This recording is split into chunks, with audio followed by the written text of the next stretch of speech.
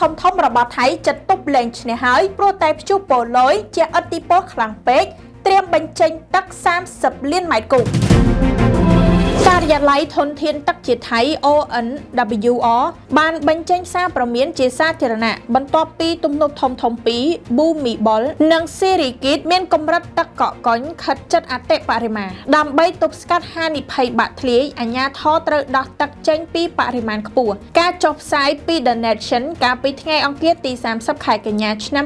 2025នេះបានឲ្យដឹងថាបច្ចុប្បន្នទំនប់ Bhumibol ស្តុកទឹកដល់ 78.4% ខណៈ Sirikit ឈានទៅដល់ជិត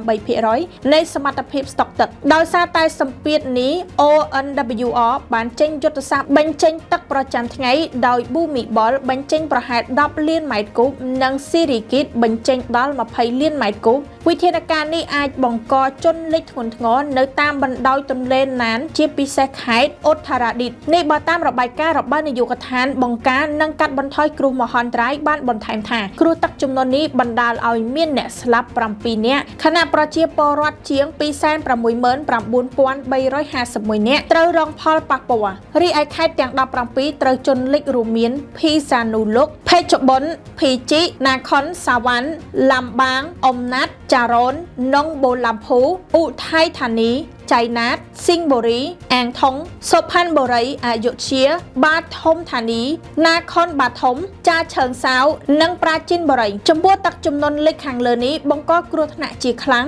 ដល់វិស័យកសិកម្មដីស្រែនិងចំការផលិតផលចម្បងរបស់ថៃដូចជាអង្ករអំពៅនិងបន្លែមានហានិភ័យខ្ពស់និងខូចខាតចំពោះវិស័យដឹកជញ្ជូនផ្លូវទំនិញនិងឧស្សាហកម្មតាមបណ្ដោយទន្លេក៏អាចប៉ះពាល់អ្នកវិភាគសេដ្ឋកិច្ចមួយចំនួនបានឲ្យឃើញថាប្រសិនបើស្ថានភាពនៅតែបន្តយូរថៃអាចខាត់បងប្រាក់ចំនួនរាប់ពាន់លានបាតអាជ្ញាធរបានលើកឡើងថាស្ថានភាពអាចបន្តធ្ងន់ធ្ងរជាងនេះប្រសិនបើមានភ្លៀងធ្លាក់កកកុញបន្ថែមប្រជាពលរដ្ឋតាមបណ្ដោយទន្លេត្រូវបានត្រៀមខ្លួនទទួលស្ថានភាពនិងតាមដានការជូនដំណឹងពីរដ្ឋាភិបាលជាបន្ត